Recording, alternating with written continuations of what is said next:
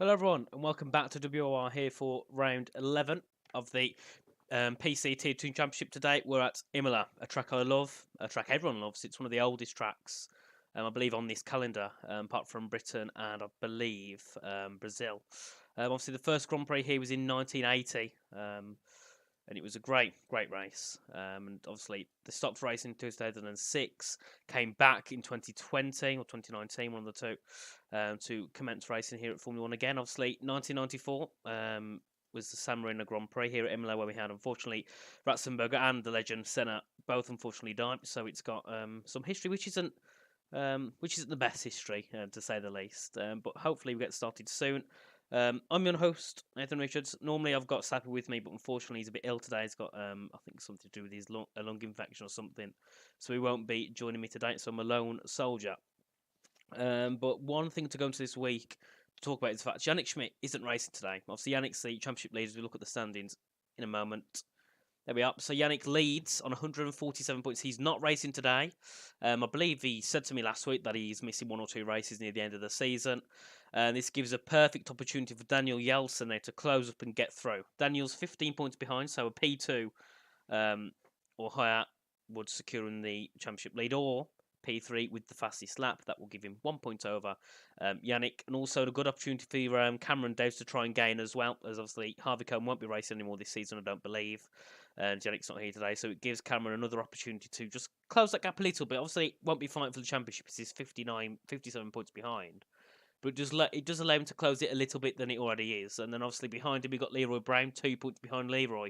Had a fantastic last three races, 18, 10 and 12 points. So he'll be looking to also get through on Cameron Dowes and possibly Harvey Cohn today if he can get, if he can get a good race and possibly get a podium or a win. Looking further down, we got Argiano just slotting in behind Leroy and his teammate Cameron. In sixth, then we have Harlan Marquis, who's scored 3 podiums this season, but unfortunately last year races hasn't had the best of a DNF and a 0 points, so that's not going to help him at all. And then behind him we got Lekomsky, 1 point behind. In the AlphaTauri, he's had a good string of points, very consistent, but unfortunately not scoring points last time out in Abu Dhabi. He had a DNF.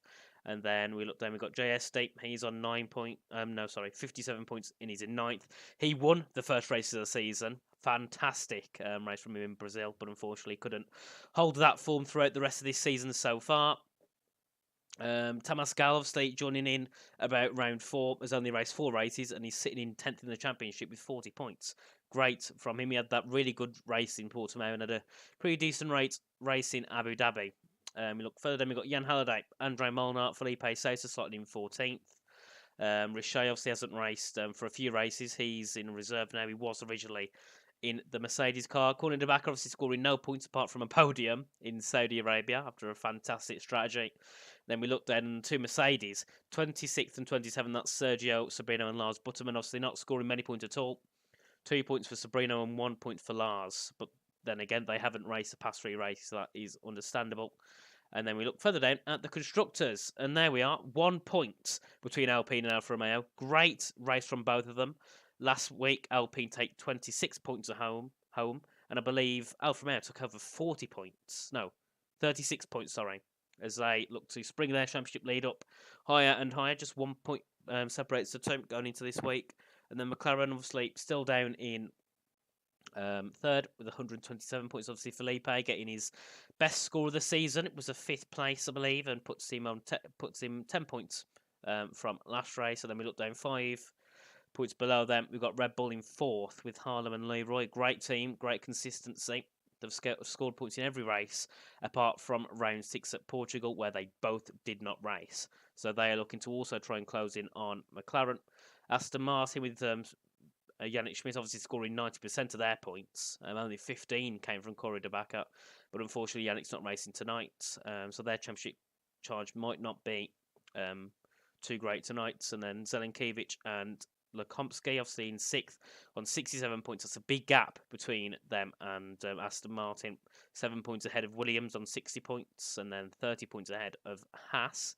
And then Ferrari and Mercedes right at the bottom, 13 points for Ferrari and only 4 for Mercedes, which is not good at all. They'll definitely be looking to hopefully get a bit more performance out of these last 4 rounds, obviously.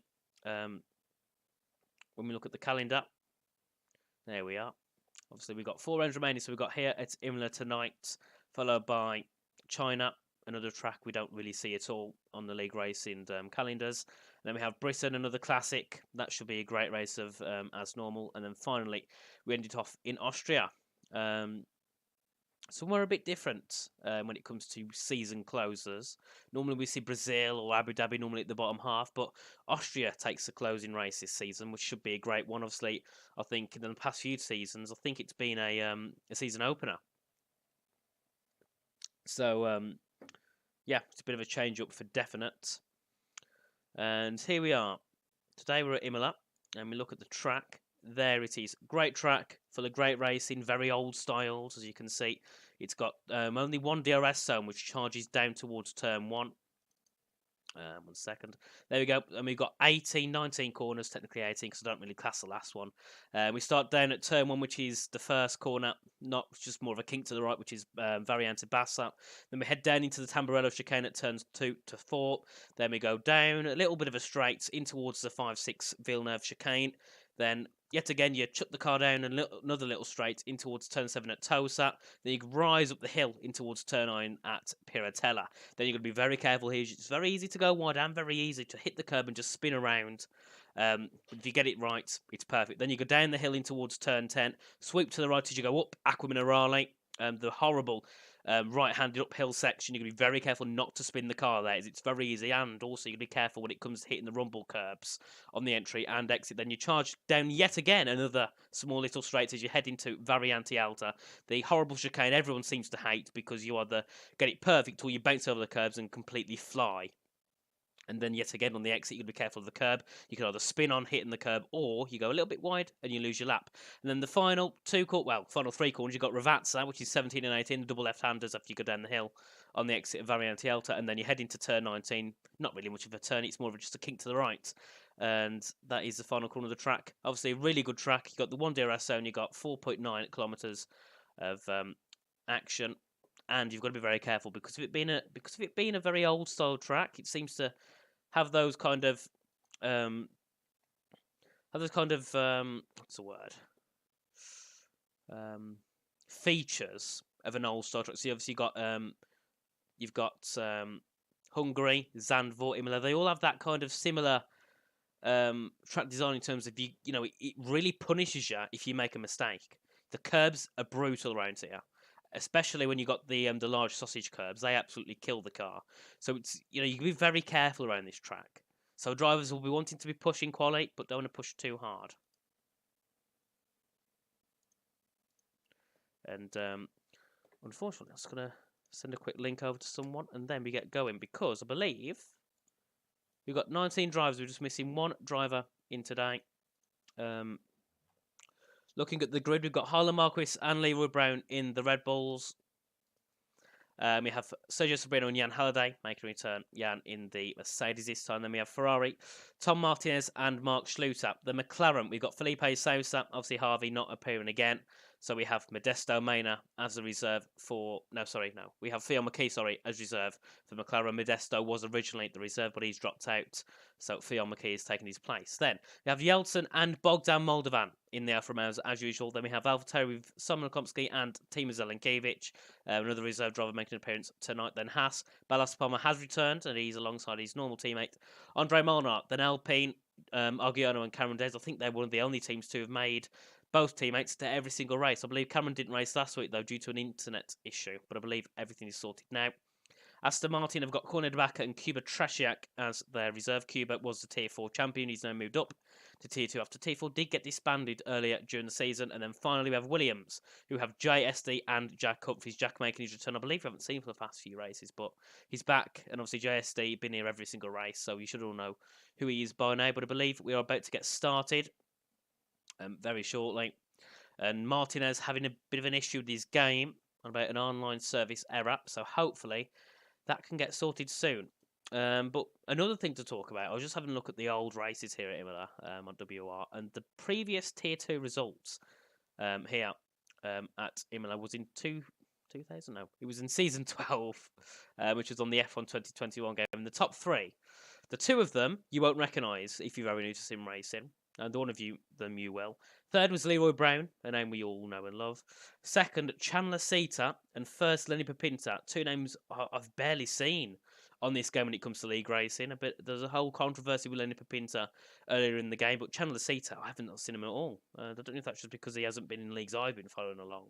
But when it comes to PSGL and WOR, I've barely seen him. So, yeah, that was the name I was surprised to see in the Season 12 podium results. And I think we're still waiting on Tom Martinez. No, we're not. We're waiting on Theo McKee, who said he's going to be doing a last challenge. Last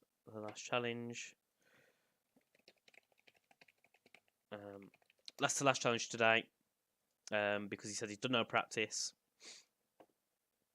But I just need to send the link off to Bourbon so we can, I believe, check it on social media. Because I got things very rushed around because there was a whole thing about saying who I was going to contact with, and we've gone with a thing where I was going to go alone today. So I've had to set everything at the last minute because I needed to get it all sorted out. And just going to grab the link for the stream. And yet again, yeah, obviously, wishing Sappy well. Hopefully he can recover from his infection. I believe it's a lung infection. If I'm wrong, I'm sorry, Sappy. But hopefully that can be healed soon. Looking in the chats. Hello, Cameron's dad. Welcome in as usual, mate. Great to see you in here. And I'm looking in the tier 2 chat, and Jan says, I swear Nathan always commentates alone.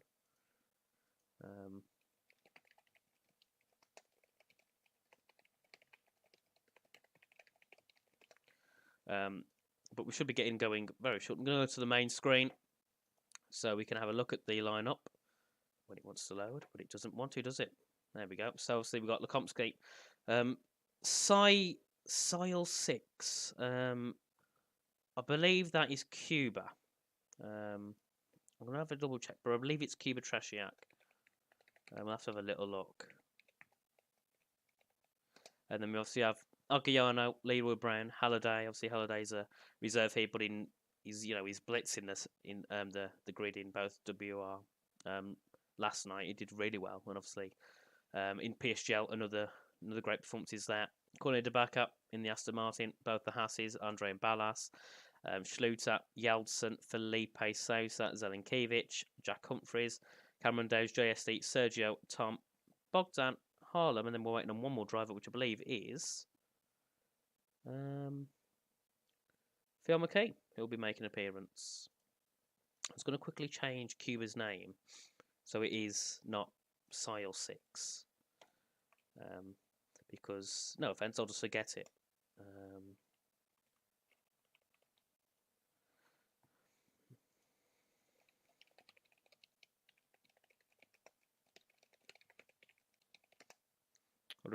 I'll see if I can add him as a friend on Steam to see if that can fix it, because I will get confused a lot if I keep seeing the wrong name.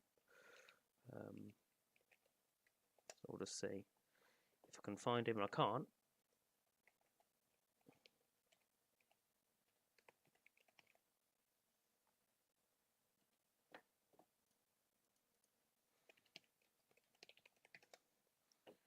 There we go. We've got the 20th driver in. I believe that is Fionn McKay. Yes, it is. Fionn McKay is back in the session. So I believe we'll be getting going very, very shortly. I might start the stream a little bit early because we're still waiting to get into the lobby.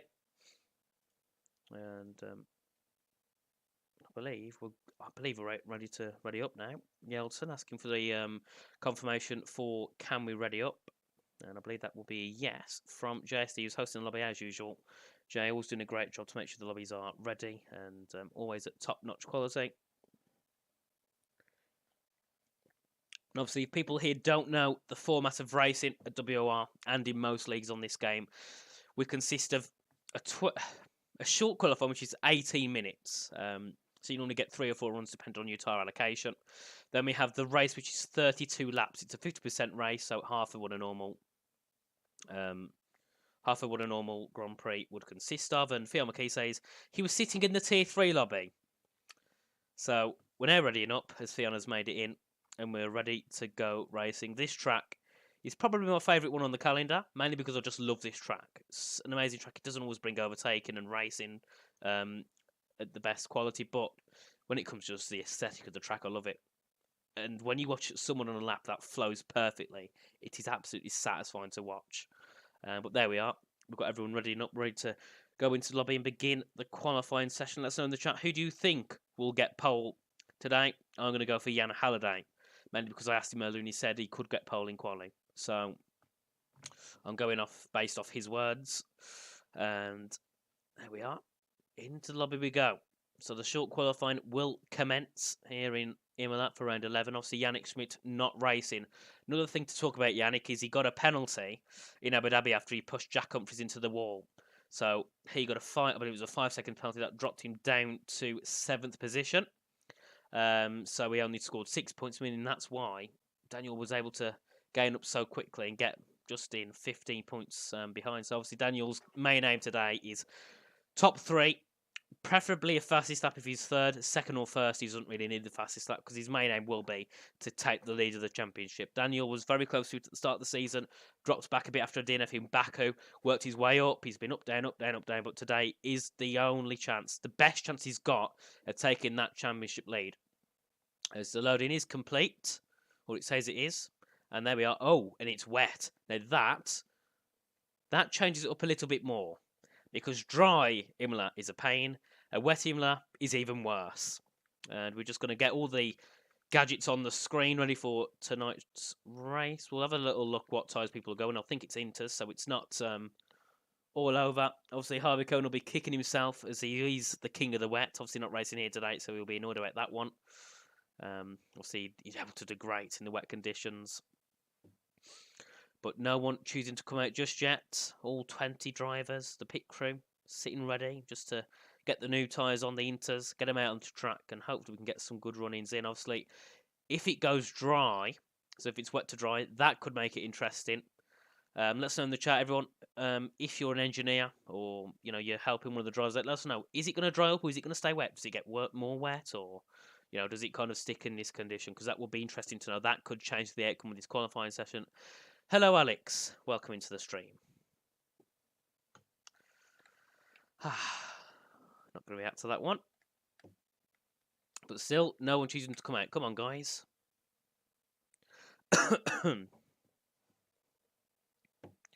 As very confused to why we don't get drivers out.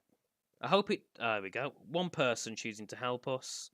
And that is an Alpine, I believe. Gianpietro Argiano coming out onto track, just coming out of turn 1 now. There we are. The Alpine's first to jump out. The other one is a Mercedes. I believe that might be Halliday or Sabrina, one of the two anyway. So there we are. We'll have a little bit of an lap attack with Argiano as he comes out of turn 2, the Tamburello chicane. Now hops over the curb, charging down this little tiny straight in towards turns 5 and 6, which is the Villeneuve chicane. You've got to be very careful here. You've got to be very careful on the exit. It's very easy to dip into the grass and have a bit of a slide, which he shows us. So now in towards Toaster at turn 7, a long hairpin. Very off-cambered on the exit, so you've got to be very careful here on the throttle. And now charges up the hill in towards Piratella at turn 9, a very difficult corner as well. You've got to chuck it in. Try not to hit the curb on the exit too hard, otherwise you'll dip into the off track and then have a spin or just invalidate. Now in towards Acqua Minerale, one of my favourite corners on the track. But when it's wet, I believe these drivers will be hating it. As he now heads down the final mini straight to Charles Leclerc corner.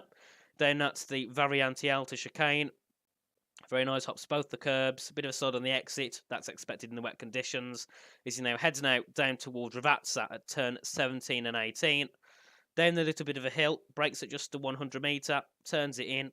Very nicely there, and you want to get on the power nice and early so we can begin his first flying lap of the session as he comes out at turn 18 up towards 19, where he begins his first lap. You can see going wide just to get a nice line as he comes through. The start finish straight in towards turn 1 at Variante Bassa. Now charging down towards the chicane, turns 2 through to 4. The Tamburello chicane got him a McLaren, so just ahead, interrupting him. Hopefully not, as he comes out of turn 4 now on board with Argiano. Very nice. Let's see what he can do in this first sector. Will be a 21, won't it? It'll be a 20. No, it won't. The first sector doesn't end there. I thought it did for a second, but out of the Villeneuve chicane. And he comes into toast at 27.140 for his first sector time, the first sector time of the session. And a couple of cars ahead, that is a McLaren and an Aston Martin, having a bit of a warm-up as they come through in towards turn 9. Argiano next in towards Piratella at turn 9. Very nice there. Oh, and the bit of a battle between Cornet and I believe that's Fion down here at turn 11 and 12. Cornet's been given a penalty for fighting with Fion and not seeming to want to get the way, are they? And they do now. Fion and Cornet moving out the way. For Argiano as he comes in towards the Variante Alta chicane. Purple sector in the middle. Obviously, it's because he's the only one to set a middle sector so far. And he's then going to head down the hill. Breaks around the 100-metre board as he heads in towards Ravazza. Be very careful here. You don't lock up and go straight on. He doesn't do that. He times that very nicely. Now in towards the final corner, down at the exit of Ravazza 2. And he now charges up towards the line through turn 19. What time can Argiano set it with? 25.047. Yeah, Halliday is next. He's invalidated on his lap time, so he will have to go again to set a time. Harlan Marquis, 27.877 in the first sector.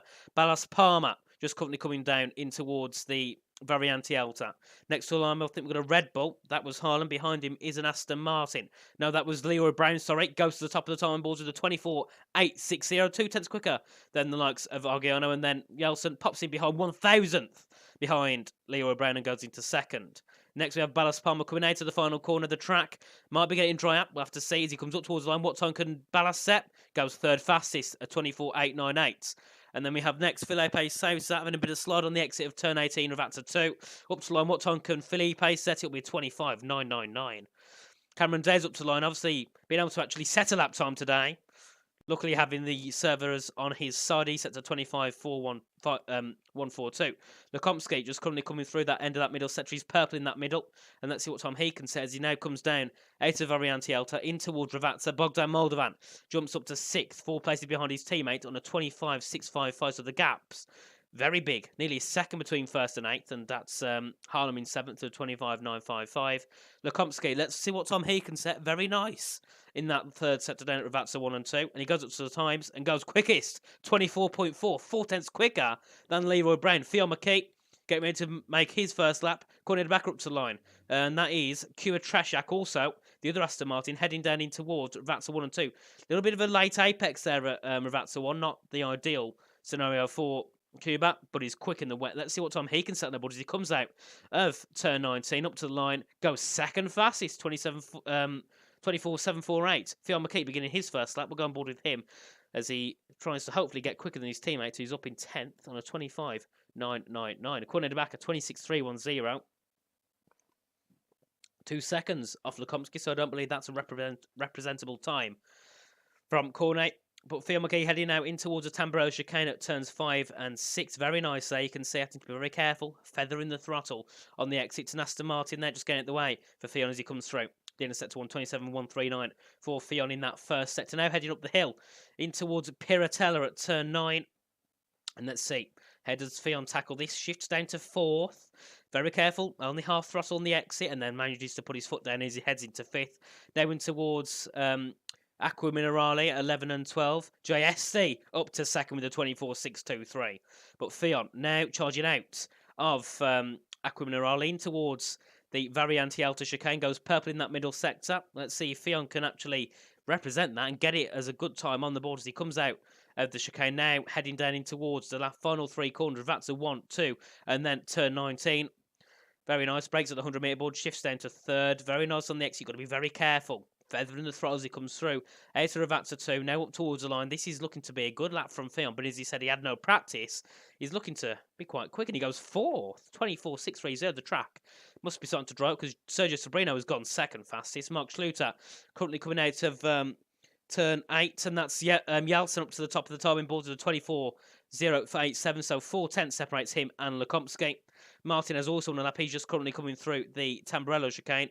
And Zelenkiewicz also on an out lap. He hasn't set a lap time this session so far. But the top 5 for now, after 8 minutes in the session, we've got Yeltsin, Lekomsky, Sergio Sobrino, JSC and Fion McKee. That's our top 5 with Kuba Tresiak just sitting down in 6th just behind those guys.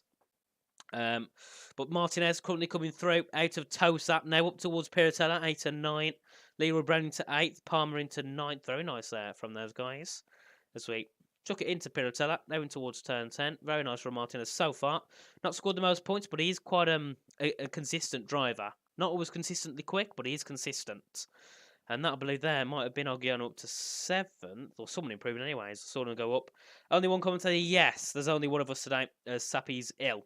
So he's unable to make it. And Lekomsky goes quickest with a 23.931. So the track started to get a lot better now as we head into the last 8 minutes of qualifying. The second half will now begin. And Martinez just currently coming through in towards Ravazza. And there's an Alfa Romeo just behind. Let's hope he isn't holding him up. But let's see what time Martinez can do. Obviously, not scored many points this season. Be looking for a good qualifying result here in Imola. Up to the line, it'll be 25. Put it up to 14th. And that was also an improvement from Yeltsin, 24.017. And that's Kuba Treshak up to 3rd. John Halliday up to 4th with a 24.236. The time is starting to crumble down now as we head into the last few minutes of qualifying. Timo Zelenkiewicz currently going into the Tamboro chicane. His teammate up in first so far. Yeah, pole currently for Simon Lekomsky. So teammate will be wanting to get a little bit closer to that and hopefully put himself into that top 10. Leroy Brown up to 5th, separates to 2 Mercs with a 24.248. Zelenkiewicz in that first sector, 27.135. As he comes into Tosa, now on the exit, very nice. As he comes up towards turn 8 and then up to Piratella and Alfa Romeo, letting off, just getting out the way for Zelenkiewicz. Shifts down to 5th, bit different to what Theo McKee did in that first sector, and there, big slide from Zelenkiewicz. Philip Saucer up to 4th as well, very nice. Bogdan Molvan up to 7th, and that's Jayesti up to 5th. Again, the time's completely changing at this at the top of the timing boards. 2/10 between 1st and 7th. And Zelenkiewicz 56.562 in that middle set. So let's see what time he can bring as he now comes down in towards the final part of the lap. Looking further up, we've got Jack Humphries on lap. He's on a 24.6 and he improves to a 24.588. Very nice. Sergio Sobrino goes quickest at 23.926. The times are crumbling now. Mark Schluter's purple in that first sector, 2/10 quicker than his previous one. Could we see Mark Schluter on pole? Possibly. We never know. Tom Martinez up to 9th with a 24.348. Very nice time from him as well. Zelenkiewicz only managing 14th with a 24.7. That's nearly a second off. Theo McKee goes quickest at 23.691. The times are crumbling down. Leroy Brown up to 2nd. Onboarded Mark Schluter, though, as he's really improving. Cameron Daves up to 5th with a 23.970. So now we're cutting into the mid-23s. And Mark Schluter purple in that middle. So we've got purple for Mark, up by 5/10 in that middle sector as well as he comes through. Now out of Variante Alta, down into Ravazza 1 and Ravazza 2. And then the final corner will be turn 19, which really isn't a corner, is it? As now it heads into the final couple of corners.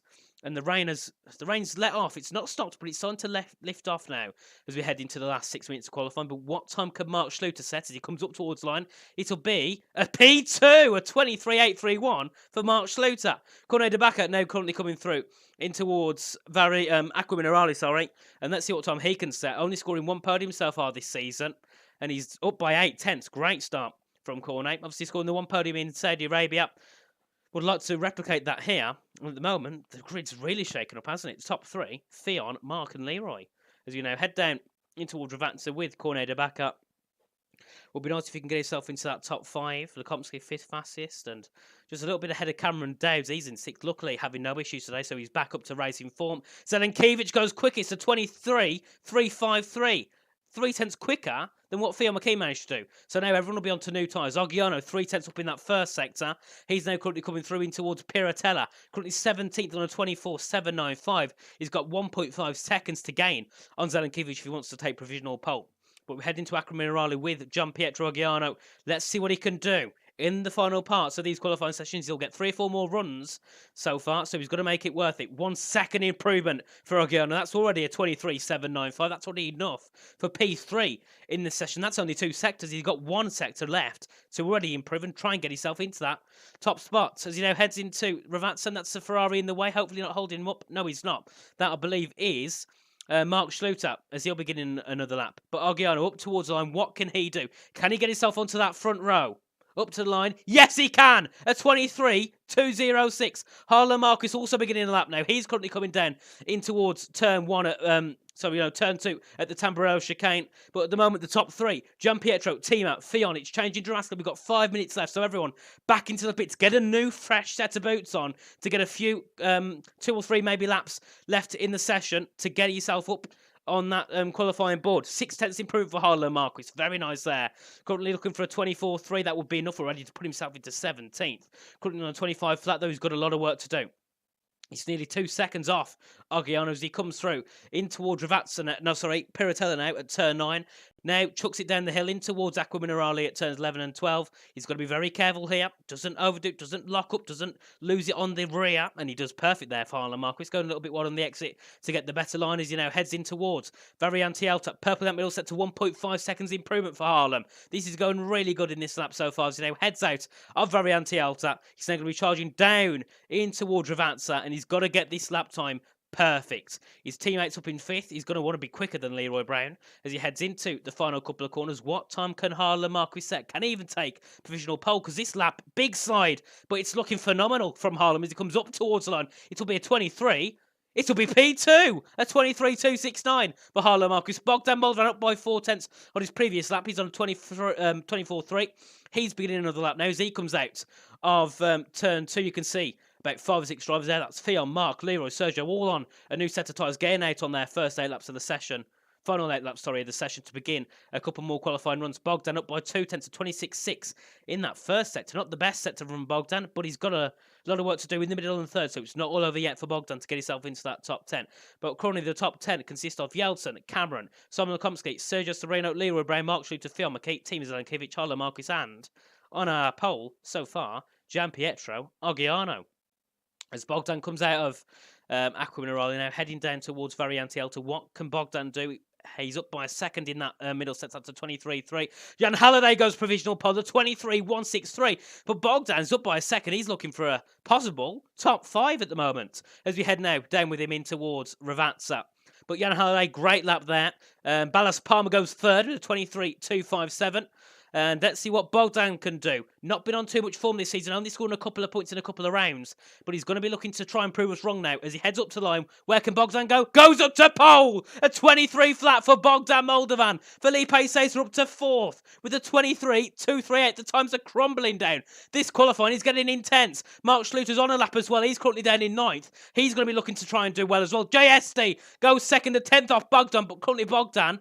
No, sorry. Daniel Yeltsin is now in provisional pole. The 2 Alphas, 1 and 2. Looking really good so far for the Alfa Romeos. Mark Schluter up by 3 tenths in the first sector. That is currently looking for a 23.5. But it's not going to be enough because look at Yeltsin. He's in the 22.8 so far.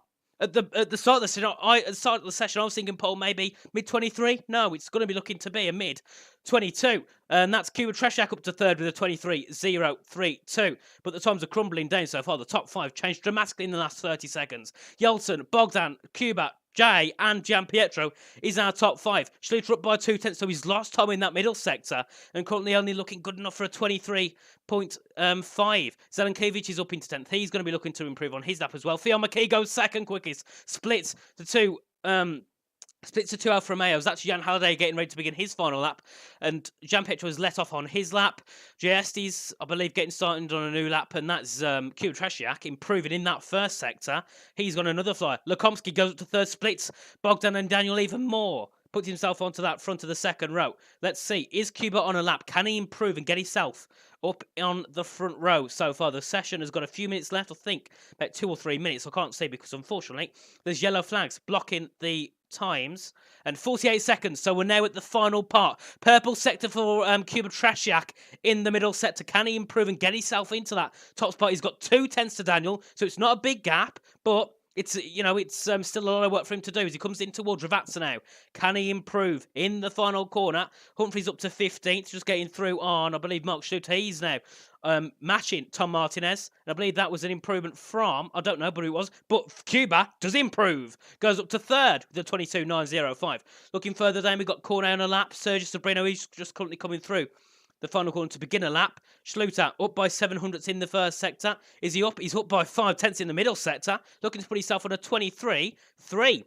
But we're heading now in towards the final few corners with Mark Schluter, the top 3. Cuba, Theon, Yeltsin. The qualifying has finished. If you've not crossed the line, now you're out. You're done. Harlan Marquis finishes in 12th with a 23.269. Molnar doesn't settle up at all. He's out. Leroy Brown retires in the session. So Red Bull having a poor qualifying. 12th and 15th so far. But Schluter's on an improvement. Can he get himself up near the top? He's got to improve. And he goes 3rd fastest with a 22.902. Lekomsky doesn't improve. Is Theon on a lap? No, he's not. He's let off. is Yeltsin. Yeltsin is on a lap. He's currently looking to improve and get himself high, but he's invalidated. So Yeltsin won't set any more times. Look down at Bogdan Moldovan. Can he improve? He's up by 500s in that middle sector. Has he got enough to try and take provisional pole from his teammate Yeltsin as he comes up towards the line? Will Bogdan improve? No, he doesn't. He stays sixth. Yes, JSD, he's up by 2/10 in the middle sector. That's currently good enough to try and take pole as he now heads down into the final couple of corners. Cameron Dowd, let's see, can he improve? Is he down in 7th so far? That was improved from Jack Humphries up to 10th. Cameron Dowd's up to the line, goes 6th fastest. Bogdan's finished in 7th. JSD, though, he's up by 2/10 in that middle. Can he try and take pole as he comes into the final couple of corners? JSD only goes 7th fastest. Ogiano, he's on a lap. He's down by 3/10, sorry, so he won't be improving. Zelenkiewicz is up by 6/10 in that middle sector. This is looking to be a blister of a lap from Tim Zelenkiewicz up to the line. Goes up to pole, a 22.640 for Tim Zelenkiewicz. And I believe that is all the running we got left in this session. But the top three, Fionn McKee, Daniel Yeltsin and Timo Zelenkiewicz taking pole position. Great qualifying at the end. That really entertaining. But the top 10, we've got Sabrino, Moldovan, JSD, Cameron Dowds, Lekomsky, Kuba Tresiak, Mark Schluter, Fionn McKee, Daniel and Tima. But that was absolutely great. But unfortunate for Andre Molnar not setting a lap in this session. He had so many opportunities, but he's just not able to hook it up at all, is he? And considering Fionn McKee said he's had no practice, starting, I believe it was in 3rd, you can't moan at that at all. I was going to look in the Discord chat to see if we've got anything going on in that, see what people are saying. And nothing yet. But yeah, that's really close there. But Zelenkiewicz timing his lap perfectly. Got the best track conditions, takes pole. From Yeltsin, 2nd in the championship, 2nd in qualifying. And then we have Fionn McKee in 3rd, followed by Mark Schluter. Best qualifying performance for Ferrari this season. They're down in 9th with 13 points. So a 4th place finish would not be bad at all for Mark Schluter. We have Kuba Tresiak in 5th, followed by Sam Lekomsky, the 2nd AlphaTauri, down in 6th. Then we have Cameron Dowds, JSD, Bogdan Moldovan, and Sergio Sabrino takes out the top 10. Then we have Gianpietro Giano, Jack Humphries, Jan Halliday, Felipe Sousa, Ballas Palmer, Harlan Marquis, Tom Martinez, Leroy Brown, Kunle de Backer, then finally in 20th with no time set, Andre Molnar. But Jesus, that was a great qualifying. And if the race can deliver half of that, I would be very, very impressed. And let's see, though, is it going to be dry in the race? This is what it all comes down to. Loading complete. We get ready to see the track. And it's wet. Again, double wet here at Imola. The weather's really not great here in Italy today, is it? And we do see a wet track around here, but very rare I've seen a wet qualifying and a wet race. So I presume some of the drivers who only practice the dry won't be happy at all with this. But we're just waiting for the players to load into the session. And Corner did get a penalty, so I'm not sure if we will restart, but we'll have to see. I don't think we will. No, we won't. And let's just hope we have no issues with desync here today. There we go. We've got 30 seconds to go before the session gets underway. So drivers will be making sure the setups top-notch. Remember, Park Fermé is on, I believe, so they have to make sure the setups they're using qualifying are the setups they're using in the race. And then they need to sort out the tyre allocation. So does it go dry? Do they want to stay out on the wets? So we'll have to see. We have 5 seconds left in this qualifying session. 3, 2, 1, and 0. As we now see the drivers on the grid. There we are. One AlphaTauri from an Alfa Romeo. Team out from Daniel. And we have 5 lights. And it's lights out for the Imola Grand Prix. Great start from Team Zelenkiewicz. Not the best start from Daniel, though. And this is, hang on, we've got a different tyre strategy completely. We've got half the grid on wets, half the grid on inters. As we head into turn 1, Fionn is going to get the inside on Daniel. Can he get through on Daniel? Yes, he can. Mark Schluter also looking to try and get through on Yeltsin. I believe these wets might be a tad quicker. I'm not sure yet. And we've got a fight down below. We've got Cornet getting through on Tom. We've also got Bogdan getting through on Gianpietro. Also going to get through on Cameron Dowds as we head through in towards the Villeneuve chicane. But great start for the guys on the wets. 9/10 between Tima and Fionn. So not the best start there from Fionn. He's nearly a second back already, but we've got Yeltsin just trying to gain in a little bit more on the back of Fionn, but obviously losing out in turn 1 to Fionn McKee, so that's unfortunate for him. And at the moment, he's looking like he's going to be dead on point to Yannick Schmidt going into China if it stays like this. Looking further down, we've got Cuba having a great start, sitting on the back of Simon Lekomsky as they come through into towards Aqua Minerale. Got a little bit of battle in here. Look at there. We've got Yeltsin just trying to stick into that slipstream on the back of Fielmaki, wanting to get through.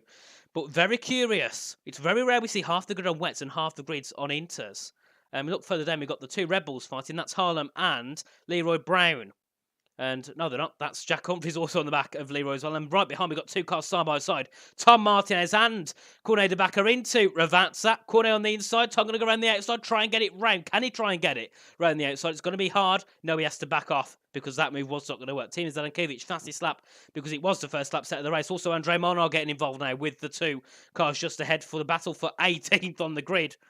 And let's see, is Tom close enough? No, he's not. A little bit more high speed from Cornet de Backer. Keeps that P2 for now. Looking further behind, Felipe. Jan, not on the ultimate pace. He's 7/10 behind Ballas Palmer, so he's got a little bit of work to do. Felipe says looking to gain on him. But looking further up, we've got Bogdan on the back of Cameron Daves. Bogdan having some great pace in the wets here. Big slide again. Going into Tosat for Bogdan Moldovan, not looking yet to get through on Cameron, but he will be looking for it soon enough. The other Alpine slotting in just behind. That's Gianpietro Giano in 9th.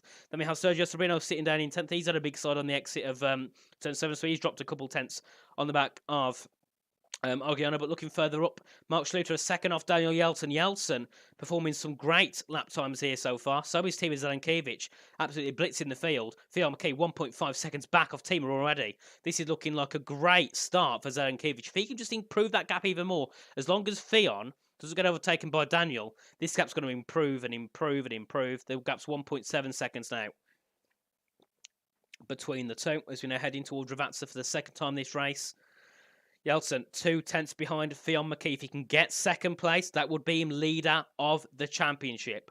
So remember, there's a lot of play here for Daniel Yeltsin. He'll want to fight for this second place as much as he wants. And there we are. Zelenkiewicz 26.693 for the fastest lap. And Yeltsin go for the move on Fion McKee. Can he get through? Yes, he can. Fion really can't fight back at all, can he there? As I head into turn 2, 3 and 4 at Tamburello chicane. And there we are. Yeltsin up into second. As of now, the championship leader of WR Tier 2. But we look further behind. We got Kuba Tresiak still on the back of Lekomsky. Also, Downs having another big snap on the exit of turn 4, allowing Bogdan just to gain a little bit more on the back of him. Further down, we got Sabrino. He's on Inters on the back of 3 wet drivers, and he looks to be a little bit quicker. But at the moment, I can't really tell which tire's quicker, whether it's the wets or the Inters. I really don't know. So the thing is that the Inters might be a little quicker than the wets, just by a bit. And if that's so, it might be some drivers thinking, right, we'll start on the Inters, and then we'll have a bit of an advantage at the first few laps. And if it does go wet, they can pit to wets, and it works. And there we are. Sergio Sabrino going on the outside. Aqua Minerale on Gianpietro Aghiano. Very nice there from the Mercedes. And then the people in the wets might think, actually, we'll start on the wets because we know it will go wet. And we'll just see if we can hold behind the Inters, because if the Inters have to pit, that puts them behind us. So, yeah, I don't know what the strategy is, because unfortunately, as spectators, we don't get to see what the weather's going to be like through the session. So we have to it's all guesswork for us, and it's just about guessing what the drivers' heads are thinking. And Zelenkiewicz yet again, fastest up. No, sorry, Yeltsin, a 26.151. Sabrina also looking now to try and get through on Bogdan Moldovan. It seems the Inters are a little bit quicker so far. Palmer pits. He's on wets at the moment. He might be going to Inters. We'll have to see. And Julian Mekelov says it will go dry in 26 minutes. So does that mean it will go wet before then, or is it just going to stay at this level of wetness, we should say, for now? As we head into the Villeneuve chicane, Cameron Dowds under pressure from Bogdan Moldovan yet again. But Ballas Palmer onto some intermediate tyres, so is Leroy Brown and Cornet de Backer. So they're thinking, actually, no, the wets aren't the way to go. We're going to switch to Inters, and we'll see where that takes us. As Leroy Brown heads on to the final. He's actually getting through on Ballas Palmer down at turn 1. Julian says it will get a little bit dry before, but slowly.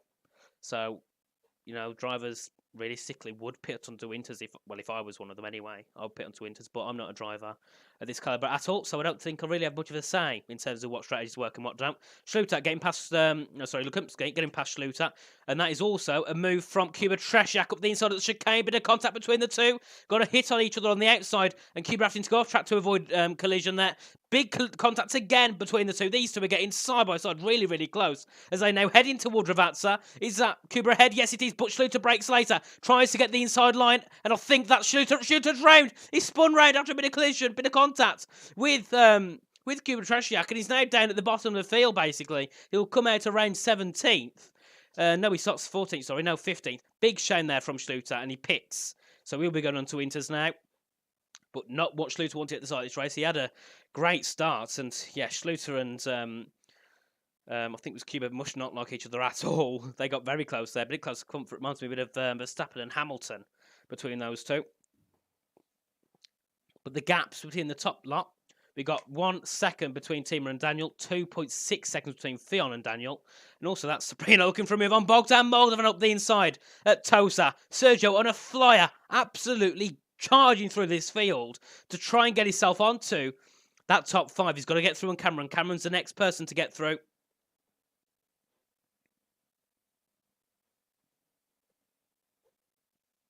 As we now head through in towards Acqua Minerale. Oggiano gets a penalty. He goes wide actually there. Locks up, I think, from Oggiano. Going off the to the run off there. That's Jay, Jan, and Bogdan through as they head into Acqua Minerale. No, Variante Alta. Then it's the final chicane of the 3 chicanes on this track actually, because you've got the chicane down at Tamburello, then you've got Villeneuve, and then you've got Variante Alta. So lots of chicanes to fight through, and they're very difficult half the time to get correctly, and that's Felipe Sousa getting through on Gianpietro Oggiano for 11th place. Obviously, Oggiano with the penalty. Big side there from Bogdan Moldovan. Is that going to allow Jan Halliday to try and get through? He's going to push for it. Fastest lap 26.066 from Cuba Trashiak as we head on to lap 6 of 32 here at Imola. Also, big charge from SD is right in the back of Jan Halliday. What wings is JSD running there? He was completely flying past that Mercedes, but just doesn't get to him enough in time as they get to turn 2. But Jay on a really great strategy so far. Must be on a dry setup, it seems. He's just gained so much time on the straights. Leroy Brown with the 25.909 sets the fastest laps. Obviously, the wet. It's clear that the wets aren't the quickest tyre. And Oggiano into the pit lane as well. So now the only guys left on wets are Bogdan, who's been eaten up by the field. Cameron Davids and Phil McKee. And there's Bogdan being overtaken by Jan Halliday. And they're still fighting side by side through Piratella.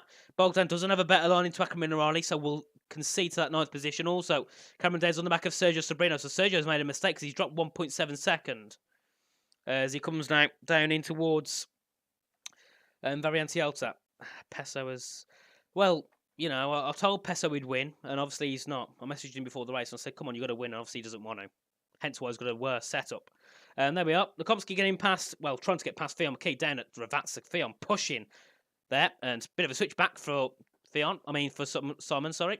Pretext words, Fion's round, he spun, lost it completely on the exit there.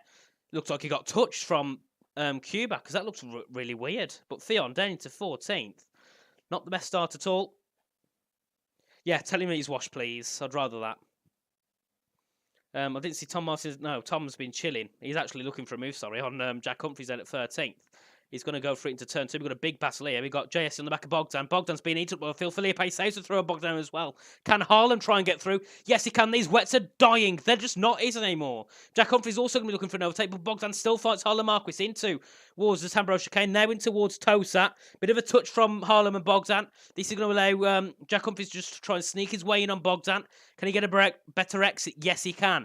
Bogdan now down to 14th. There's Tom Martinez making an appearance. He heads up into 12th position, and then Leroy 21 seconds behind Bogdan. So really, Bogdan should think about pitting this lap. So should Cameron.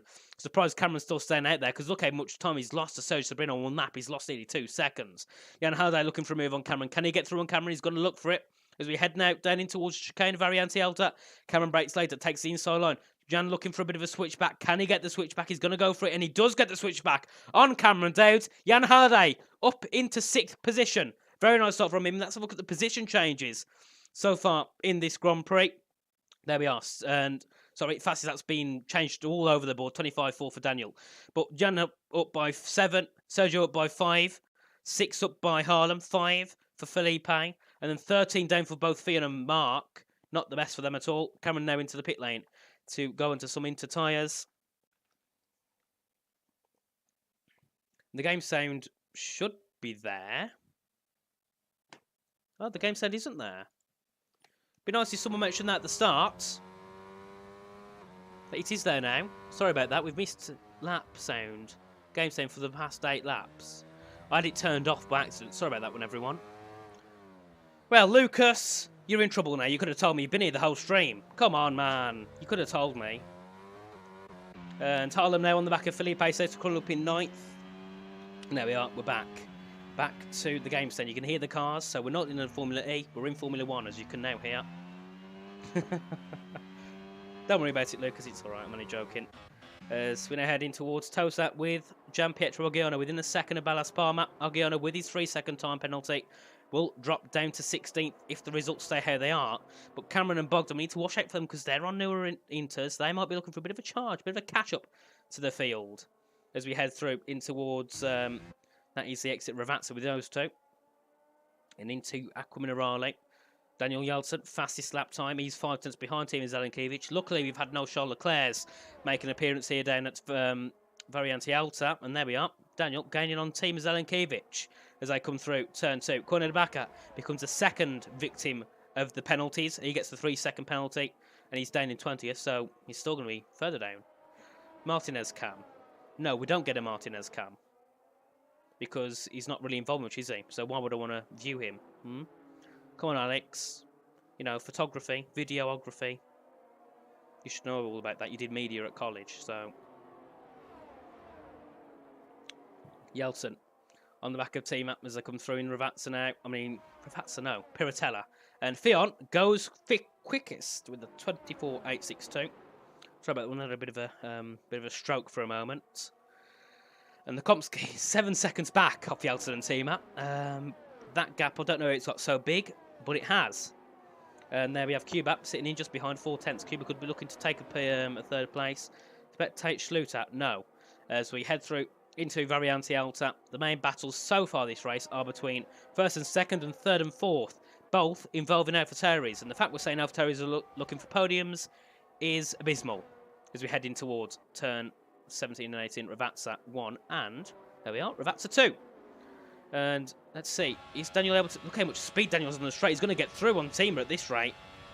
Absolutely flies past AlphaTauri, but not going to stick it back. Can he stick it? No, he can't. He's going to try and fight it. He's got to hope there's no collision between the two because Team's got a great exit. And they're going to fight in towards the Tamburello chicane.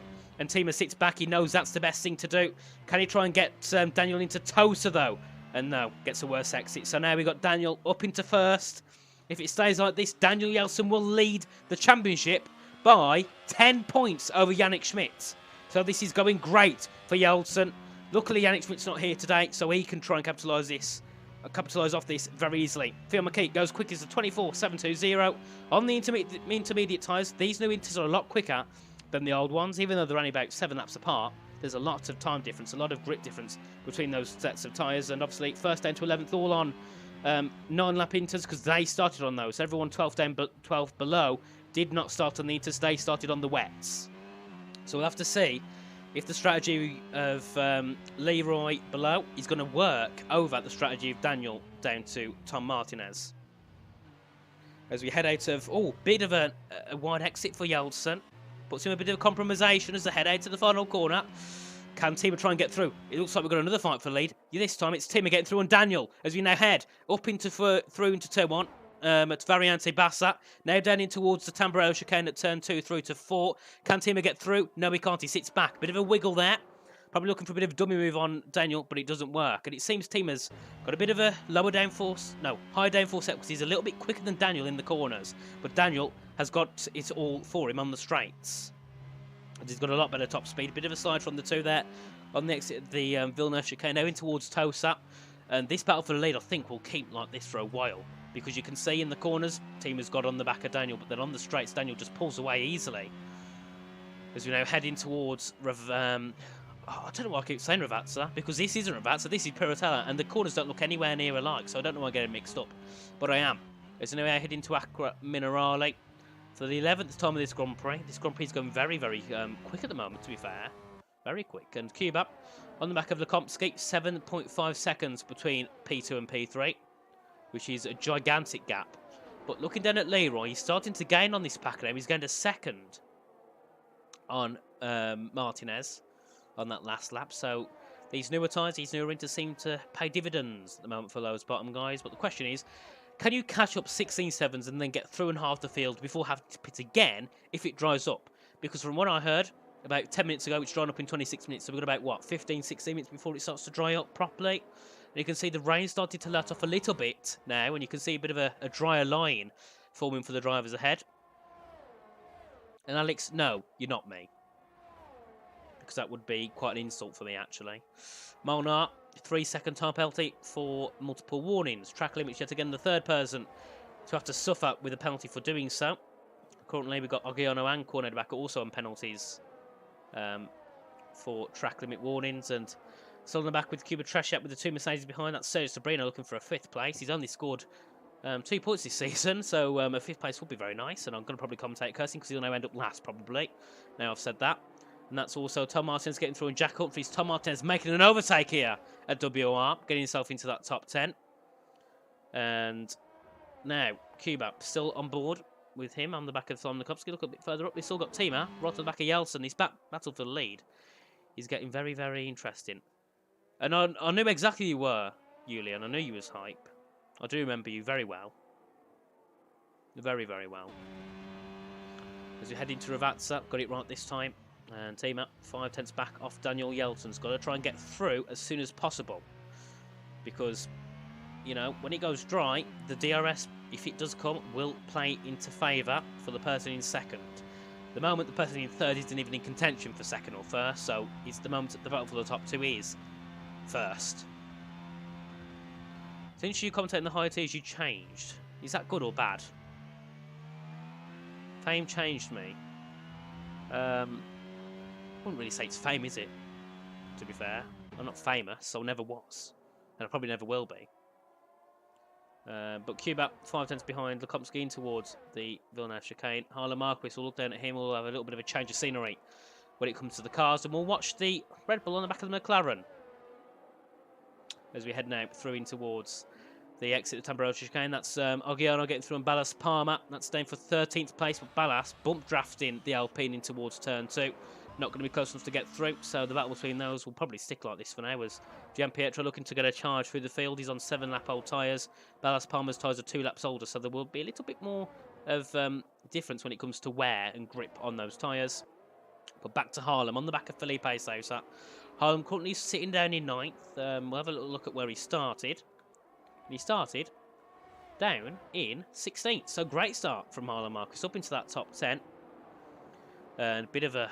Jesus, Holmes ate that chicane there down at Variante Alta, so he's definitely got to surf up with a little bit of higher ride heights compared to some of the others, because he can just eat the curbs very easily.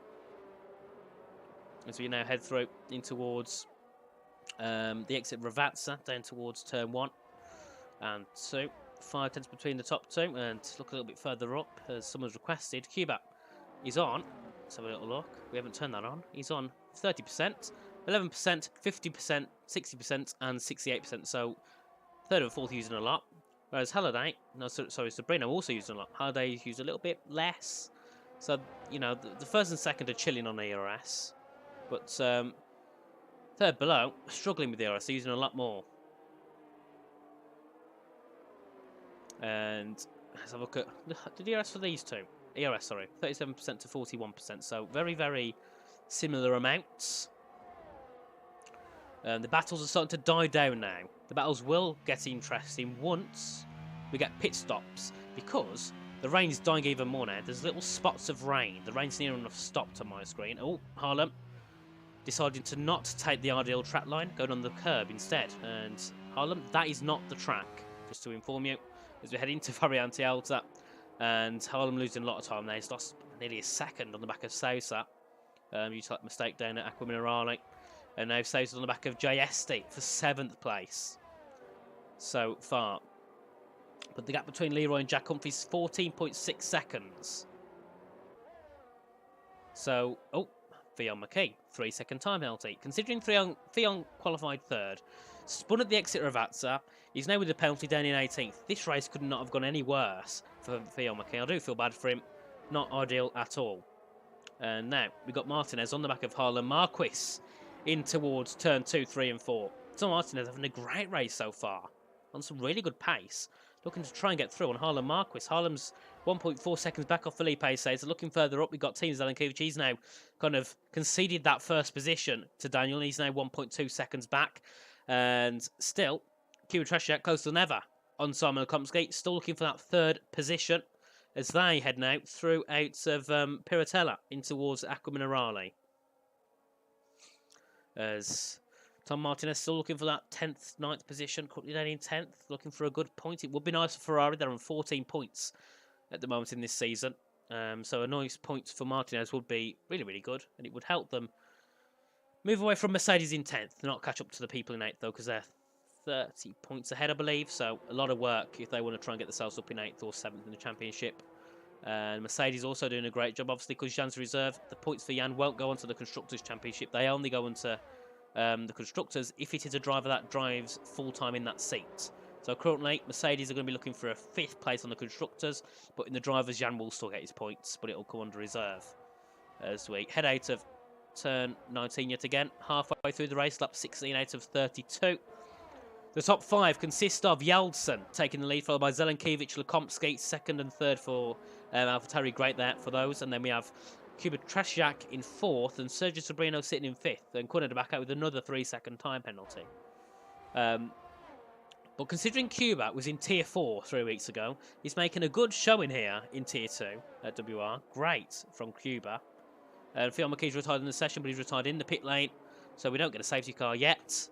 And he'll pit and then his car will come back onto track and just park over. So that's why you will see yellow flags from McLaren. No, he's not going to crash out on track. His car just needs to come out to retire, which makes no sense. When they could retire the car in the pit lane, it would make more sense anyway, in my opinion. But then we're looking back at this battle for 3rd. Lekomsky and Tresiak. Great so far between these two. The two, I believe, both Polish drivers, aren't they? Lekomsky and Tresiak sounds Polish to me anyway.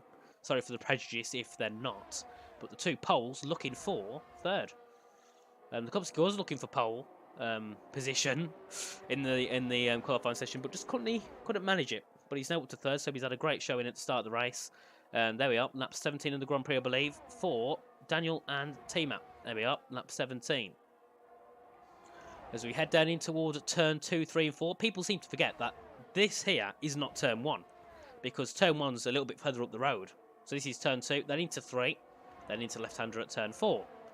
As Kuba just getting a lot closer to Simon on the straights, but just in the corners, can't get it close enough, can't get a move because, you know, it's a difficult track, really difficult to overtake. You can't get past in the dry, never mind in the wets. And Gianpietro Argiano goes quickest to 24.653. That came out of nowhere from Argiano, but he's starting to try and catch back up to Leroy Brown, who's 13.8 seconds behind this pack of 11th up. And can someone tell me why, like everyone that drives? So, obviously, if they're racing a team, PR, Parnell Racing, ET8 is ET8, TF10, TF10. Hence why. I don't know what the 775 means for Kuba, but I know a few other Polish drivers run with 775. So it's either a team, or maybe it's something, or it could be something to do with the Polish F1 series. I'm not quite sure. But yeah, all the names at the start are team names, depending on what team they're in. SRT, that's Streamline Racing, I think, which is obviously a really good team. It's got Leroy, Conor Muir, Louis Welch, 3 absolute goats here in league racing. Obviously not racing at all until the PSG series, where they just popped out of nowhere and got themselves into it. And then RHG, that is RHG, Roman Grosjean's team. That is the team that run Haas F1, I believe. Run a Haas F1 team, not the real team. Might seem like it, but no, it's not. So yeah, RHG is basically like the esports organisation that revolve around Haas. They have all the academy drivers, so they have Cameron, they have Alfie Butcher, and all of that. But the teams, so just bring me the 3-second time penalty. That's not ideal. He's now going to drop down to 7th. Yes, the teams aren't in this for constructors, but they run the name still because they want to represent the team. So obviously ET8's not having the best representation, probably not the best example. But obviously they got team in 2nd, so that looks good for the team. People are like, oh, ET8 have got, you know, drivers 2nd in tier 2. That looks good. Hence why it's all about the marketing and just showing their awareness, showing their, you know, their presence around in the leagues. But Kuba on the back of Simon Lekomsky heading in towards turn that's 12 and 13. And stopped. Oh, it stopped racing now, has it, Julian? Yes. Makes sense there, Hype.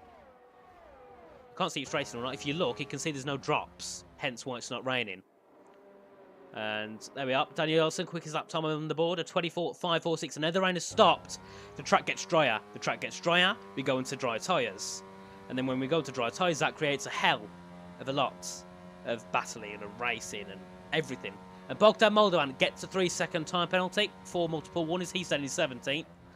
Big shame for Bogdan. He had a great start, but obviously went onto the wet tyres. Wasn't the strategy call at all, and it's not worked out at all for him. But you can see the track's getting drier, and because the dry tyres within the next 3 or 4 laps at this point. As we go on board still, Sergio Sabrina looking to gain on Hugh Trashiak, Jan Petrogonots, Mark Schluter, Cameron Daves, all taking the fastest laps here. Everyone. The track's just getting better and better and better, and the times are just crumbling down in this session. The gap between Daniel and T-Mac, 1.8 seconds. The gap between Zelenkiewicz and Lukomski is 7 seconds. And that was also, I think, Mark Schluter threw and Ballas Palmer down for 14th position. And Leroy, 13.7 seconds back on Jack. So this strategy has not worked when started on the wet tyres at all. It's a big shame for those, but it just hasn't worked at all. Because what? The gap between Daniel and Leroy is 32 seconds. So at the moment, Leroy's got no chance of even getting close to Daniel because he's going to pit as well. So the gap will still stick around that 30 seconds because they've all got to pit. Zelenkiewicz fastest lap of the race, 24.104. Gap's 1.8 seconds between the two. Currently just sticking around there. Yes, definitely make sure to watch the end of the race. It's going to get very interesting. Sabrina looking to gain on Kira Trashak in towards turn 2. Can he get through? No, he can't. He sits back for now. But the gap between 3rd and 5th evolving ever so slightly as we head on to lap 20 of 32. 12 laps to go. And see you later, Lucas. Have a good one. Have a good one, mate. Thanks as well. Hopefully we'll see you in the chat next week for round 12 at China. And Schlutat going quickest again at 23.284. And now it's where we see the dry start to come into play possibly. And also that's Harlem getting through on Tom, but Tom going to go around the outside to get back through as Harlem goes deep into turn 6. And there we are into Tosa side by side, Harlem and Tom. Tom's just about ahead and Tom gets ahead of Harlem Marquis and puts himself into 9th. Great racing there between those two. But Harlem tried to get it into Tamburello, but just went a little bit too deep. Hence, letting Tom just get past into Tosa, get a better exit, and he's through. Up into 9th for Tom Martins. Now his next rival is Felipe Sousa, currently up in 8th position so far. Obviously, Felipe finished 5th in the Abu Dhabi Grand Prix last week, so he's on a good form of points so far. 5th and 8th so far. Obviously, before that, not scoring many points at all. It was all down to Harvey in the Constructors. I believe Felipe's only scored about 25 points. Ballas Palmer with a penalty. There we are. The mediums come out to play. The dries now making an appearance. And the thing is, if you pit 1 lap later, so just say Daniel goes in this lap and pits for mediums. If Tima then decides to go in 1 lap later, then that's going to be, you know, Tima could lose 5 or 6 seconds because the dries at this point will be a little bit better. And once they're warmed up, we'll go and have we'll just look at the timing screens between Andre and Bogdan. We'll just see where the times are. And Leroy, fastest lap of the race at 22.849. Cameron Days, 22.741. So we're now near enough our Polton. The Polton was a 22.3, I believe. And we're only 3/10 off that now, heading on to lap 21. And the gap between Andre and Bogdan starting to decrease, but increase at the same time. So a lot of mistakes. You know, the tyres will be scruffy at first, just trying to make them improve. And Daniel 5/10 up in that middle sector. You know, the track's just getting just way better. And we'll be getting on to drives soon. Well, probably anyway.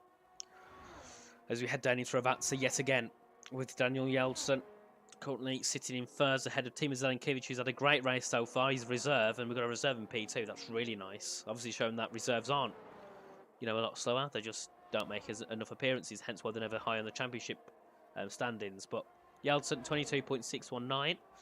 The Komsky, 8/10 behind. He's under pressure yet again now. Jan Halliday is also joining the battle, and that's Kira Treshak in the pit, so is Sergio Sabrino.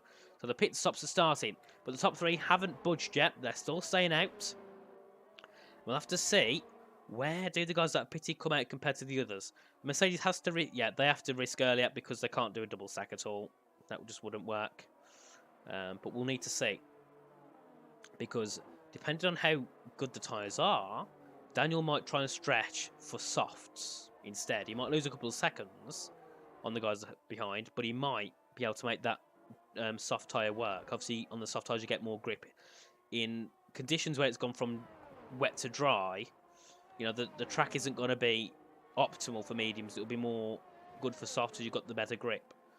And Daniel up by 8/10 on his previous lap, so, you know, the track is basically dry now. You can see the track is dry. On the right lines, there's a bit of a damp patch on the off racing line, but that's obviously expected. But I just want to see what the pace is like for Cuba compared to Harlan Marquis, because the top six still out. Everyone else behind, 8th and down on 7th and down on medium tyres. And the DRS has been enabled. Daniel Yeltsin pits. Timo Zelenkiewicz pits. Everyone should pit, apart from Lukomski, as he doesn't want a double stack. Actually, he could make it work. Does he pit? Yes, he does. So the double stack will work for those two in the Alpha series. And then that'll be everyone into the pits. Let's see, can Kuba Trasiak possibly take lead of the race, or will Daniel Yeltsin be able to hold it off? Because the gap between those, gap to leader, let's have a little look. The gap is 37 seconds between those. And I believe this has worked really well for Yeltsin, as he just come out the pit lane, miles ahead of Kuba Trasiak. And Zelenkiewicz 2.6 seconds behind. Let's see, where does Kuba come out compared to Harlem? He comes out behind Harlem. I mean, ahead of Harlem and ahead of Lukomski. That's really not good for Lukomski at all. He's now down into 4th. He's come out. He was ahead of Cuba on the first stint, but now he's behind Cuba, only by a few tenths. But now Harlan comes out in P10 behind Martinez. Sauter in 8th, JSD in 7th. Mercedes still running 6th and 5th so far, but the championship at the top is still going to be going to Daniel. Daniel's earning 25 points. He's 15 points behind Yannick Schmidt going into this round. So the gap will be 10 points between the two, unless Daniel can go for the fastest lap. So at the moment, this is going great for Daniel, and he's loving this. He's absolutely loving it, because he knows he's going to take this win, probably over Zelenkiewicz, and then he's actually got in the pit lane, going to the back out. So he knows he's going to take this win, possibly, and then extend his lead in the championship by 10 points to Yannick Schmidt. So this is going great. Cameron Dowds, unfortunately, would be looking to try and close it on Harvey Cohen, but unfortunately hasn't got any points today. He's in 17th place due to that missed call with the wet tyres. So a lot of drivers must be getting some sort of miscommunication between those and the engineers, because they went on wets, which just seems very odd. So there must have been some issue, or obviously, the game just being the game and giving them the wrong tyre strategy. But JSC goes quickest to 17.653. He's currently sitting in 7th. That's Sousa being overtaken. Also, we've got a collision. Who's that? Is that Cuba? No, it's not. It's Cornedbacker's car down at turn 2. I thought that was Cuba for a second, spinning round.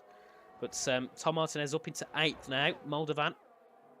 Fastest lap, Sabrino. 3-second penalty. This will drop him possibly down behind Jay, Tom and Felipe. So, could only be 9th place. Cameron Downs through on Ballas Palmer down at turn 2. You can see just on the screens there, he got through at turn 2, and he's just got Ballas a little bit behind, but obviously Ballas not close enough to get it back on him, so it will be the 16th place secured for Cameron Downs. But Haas, 17th and 18th, not good at all. That is not where they want to be. AlphaTauri, 2nd and 4th. Obviously, Zelenkiewicz is a reserve, so his points won't go towards AlphaTauri, but Lukomski's will, as he is a full-time driver for AlphaTauri. And Halliday's points won't go towards Mercedes, but Sergio Sabrino points will, because he's full-time. But obviously he's going to drop down a few positions due to his 2 3-second time penalties. And at the moment we've got 8 teams in the top 10, which is really, really nice. So the only 2 teams to not have a driver in the top 10 is Alpine, their championship leaders, and Haas, who would end in 8th. So they're the only 2 teams to not have anyone at all in the points, and it looks like Alpine won't be getting anyone in the points, because Cameron Downs is 16th and Nogiano's got a penalty. But now on board with Felipe Sainz, looking to try and close down on Tom Martinez for 8th position. This is a points position, and could also be 2 points positions, because Sergio Sabrino's got his penalty.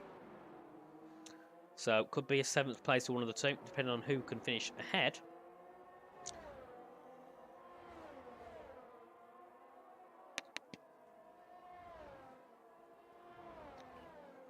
And the gap between Zelenkiewicz and Yeltsin, 3.8 seconds. So Yeltsin extending his lead in the race so far to nearly 4 seconds.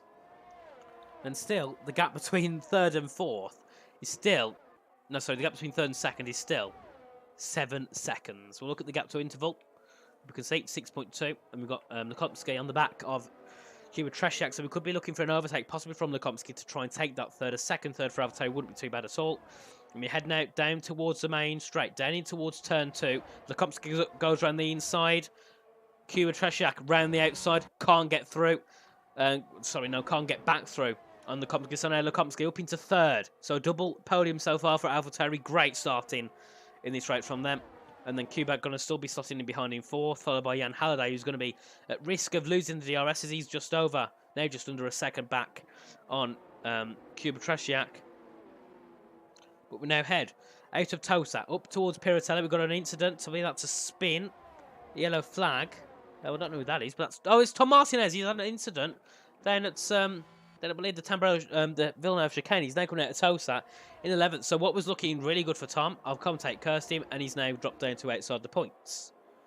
So that's promoted Jack Humphries now up to 1 point so far in the Williams. So Williams 10th and 7th. Not looking too bad for them. They'll be able to get 7 points so far from this race. And on board with Jack Humphries, he's trying to close in on Harlem Marquis. Harlem's had a great strategy. He managed to pit a little bit later onto the dries, and he's come out in 9th, and it's worked out well. But Lukomski takes a fastest lap, a 16.931, and he's still under pressure from Kuba Tresiak in towards turn 2, but Kuba's not close enough to make a move, so he'll be sitting behind. But Humphries on the back of Harlem. He's got the DRS, he's got the better line, he's got the inside line. Can he get through on Harlem? Yes, he can. Straight through. And now on board with Jan Halliday, trying to close in on Kuba Tresiak. Cameron Dowd, 16.803. Fastest lap of the race, down in 15th, so he won't get any points for it. But Jan looking to try and close down on Kuba Tresiak, and starting to actually gain a lot on the straight there. He's going nearly 10th, but lost it. The time board's being weird. Down in towards Piratella. And he's got no battery at all. He's used it all. He's now heading towards Aquamarale. Lukomski, 3-second time penalty. That puts him now outside the podium positions, and that can give it to Kuba Tresiak. So that's not what Simon wanted at all. He's now dropped him down to 5th. Maybe 6th because... No, he'll drop him down to 5th because Jan Halliday is going to get through on him, but Sergio's got his penalty, so he'll drop back. But on board with Jan Halliday in towards turn 17 and 18. Oh, bit of a half spin. And let's see, what can Jan do? Oh, bit of a spin. That is Andre Molnar. Then it's the exit of the Tamburello chicane. But Jan starting to try and gain on the back of Kuba. Can he get through?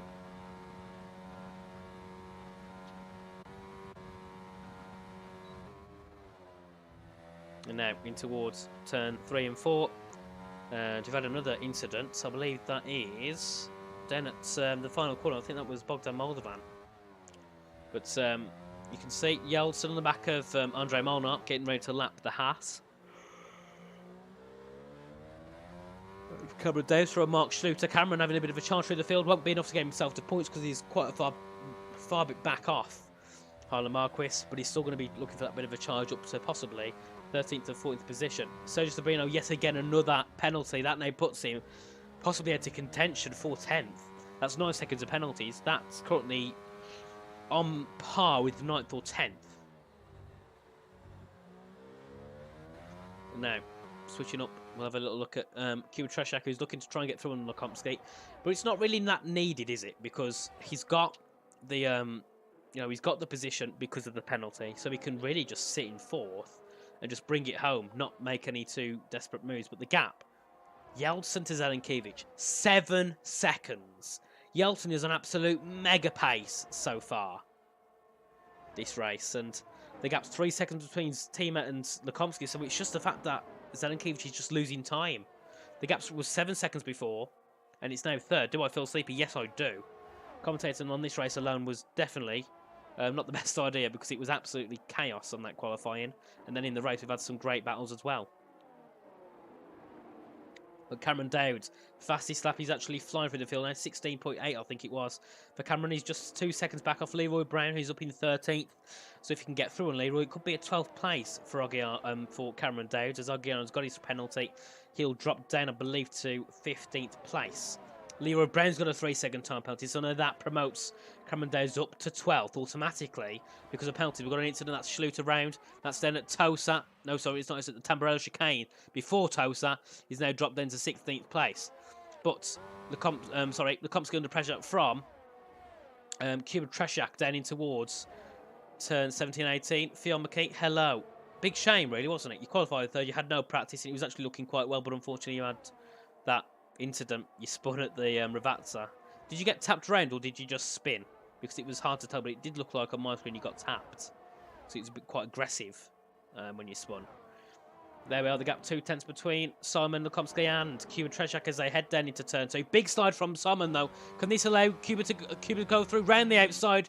Cuba into third now. It's secured third because he's straight through Lukomsky on track. Off track, doesn't matter the penalties. He's up into third. Jan Halliday now looking to try and get through on Lukomsky. Goes for a dummy up the inside, sits back. Lets Lukomsky through for now, but he'll want to get him on the DRS straight to try and get through into 4th place.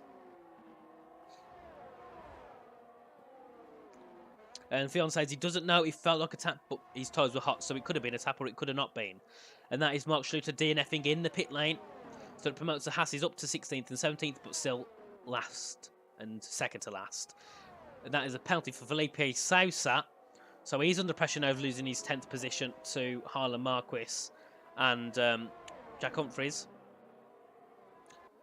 So yeah, but it wasn't just you who took the wets. A lot of drivers did. I think there was about 7 or 8 who went on to wets. So it was just been the race engineer. I believe it was his name, Mark. Just telling a few lies there. As we now head down the main straight yet again. The battle for third increases. Jan Halliday now getting involved. Sergio Sobrino just sitting behind. He's not going to be getting involved too much, as he's got a penalty. He's got, I think, 9 seconds worth of penalties. And Lukomsky back on the back of Kubat, but not close enough, and we've got 1 lap left to go. The gap between Kuba and Zelenkiewicz, 2.3 seconds. The gaps came down 7 tenths in that last lap. I don't think Kuba's going to be close enough to get through on team map, but we'll have to see, because the gap is getting, it's really getting smaller, because the team has just not got much pace so far. He's nearly 10 seconds back on Yeltsin. Yeltsin doing a Max Verstappen type race so far. Going to lead over 9 seconds as we head on to into Ravazza. No, Piratella. I'll keep messing out the whole race every single time. And the gap 2.1 seconds between Kuba and Timo Zelenkiewicz. This could be, it's going to be a mega lap for Kuba if he wants to get through on team map, but I don't think he will. The gap's still 2 seconds back as we head through out of Variante Alta. You can see Tima's car just ahead in the distance. And I don't think Kuba's going to get DRC because he's got to get 7 tenths in this next corner, which I don't think he will. We'll go on board with Kuba Treshak for the final lap of the race. Daniel Yeltsin takes the lead still. He's leading by 9.3 seconds on the back of Timo Zelenkiewicz, on the back of Kuba Treshak. Now we head down into turn 2, 3 and 4 yet again. On board with Kuba this time. The gap's 1.6 tenths between him and 1.6 seconds between him and Timo Zelenkiewicz. As we head through out of the Timbrello chicane now in towards the Villeneuve chicane. Let's see what Kuba can do. The gap's 1.7. That's Oggiano through on Tom Martinez. Tom now down into 12th position. And Oggiano without the penalty would be looking quite well, really, to try and get 10th after the penalties from Sergio. Andre Molnar sets the quickest lap of the session of 15.490. And there we are. He won't be close enough at all, will he? Timo Zelenkiewicz. No, sorry. Will he? Kuba Treshak to the back of Timo Zelenkiewicz. The gap just not closing down enough on this final lap. But Cameron Daves also gets the 3-second time penalty. So that's the bottom 5, all with penalties. But we head on to the final couple of corners of Vatsa. It is for Daniel Yeltsin for the 32nd time. Started on the best strategy on the inters. He's moved to the mediums. He's blitzed the field. Great pace. Daniel Yeltsin comes to line to win the Imola Grand Prix for round 11 at the WOR PC2 Championship. And then 10 seconds behind, Timo Zelenkiewicz will be coming home to take second after Kuba looking for that last lap charge but just couldn't get it. And there we are, third for Kuba. And that is fourth for Jan Halliday, fifth for Lukomsky. 6th for Sabrina. Will drop down a few positions because JS takes 6th because of Sergio's penalties, but we're going to leave the results because they'll change a lot now because of penalties. Sergio drops down to 8th. Felipe Sousa drops down to 9th. 10th for Harlan Marquis. Oggiano, he will drop behind Tom Martinez. Tom Martinez takes 11th, and then the final few drivers. Leroy into 2nd. Cameron Days into 14th. 13th, sorry, for Leroy. Cameron Days into 14th. 15th for Bogdan. 16th for Ballas Palmer. And then Andre Molnar finishes in 17th. But great race there from Daniel Yeltsin. Mega pace, 10 seconds nearly, 9.5 seconds it was between him and Zelenkiewicz. Great pace indeed. And if anyone wants to chat for an interview, pop yourselves into the Waiting for Interview channel and we'll get you in. Anyone, doesn't matter if you finished the race or not. It'd be nice to welcome everyone in. We'll just put a little message into the TSU to let them know. Why don't you pop in, Fionn? Come and say hello. I'll be intrigued to find out what happened. for you down at Ravazza.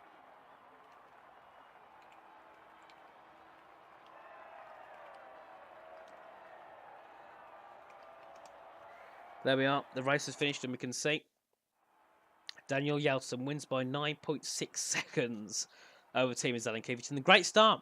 Great start to Tier 2 for Kubat. Finished Tier 4's champion. He's now finished third in a Tier 2 race, so great for him. Then Jan Haldane to fourth, followed by Lekomsky, who had his penalty dropped down to fifth. He was third. Then we have a JS State, followed by Jack Humphrey. Sergio Sobrino scoring points again for Mercedes. Great for those. They will now increase. They get closer to Ferrari, who didn't score any points. And then in ninth, we have Sousa, followed by Harlan Marquis. Then we have Tom Martinez, Gianpietro Giano, Leroy Brown, Cameron Dowd, Bogdan Moldovan, Ballas Palmer, and Andre Molnar, who finished the race. And then we have Mark Schlutak, Conrad Bakker, and Phil Mulcahy, who did not finish the race at all. Unfortunately for those DNF'd all in the pit lane. And let's swap the screen.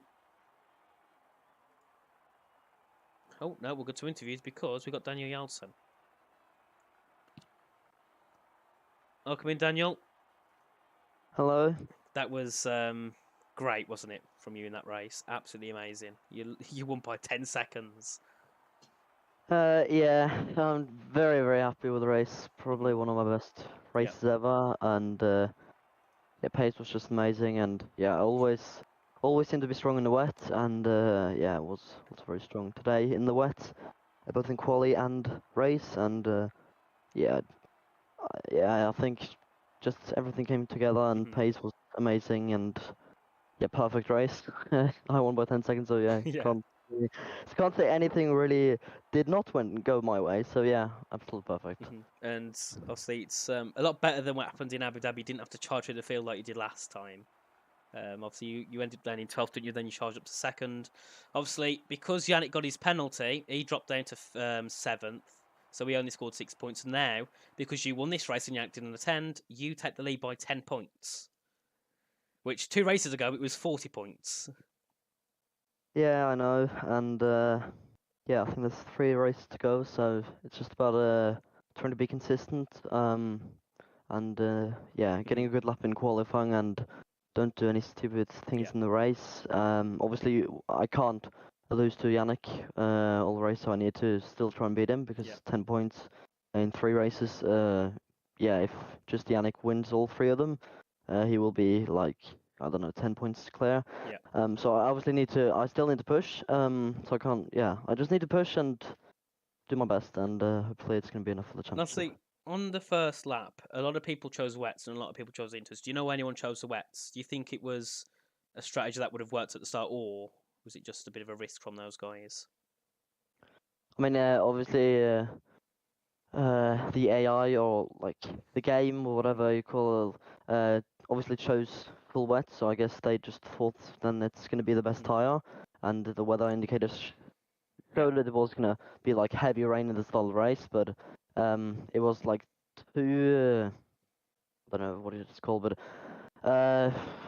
was 7 like parts of the race it counts, so like the first 2 out of 7 parts it was going to be full of heavy rain, and then it was going to be light rain, and from quali as well it said it was like heavy rain then, and Inters was still faster, so I knew that Inters was going to be the right choice, and yeah, it definitely was as well, because I think did any of those starting on full wets even score points? No. I don't know. Leroy was the highest, he finished 12th. Yeah, so didn't work out for them at all. But obviously next week we're at China. What's your thoughts on that track? Well, it's not my favorite track here, but I'm sure I can still find some pace. I've not done a single like league race on this game, so it's gonna definitely be challenging.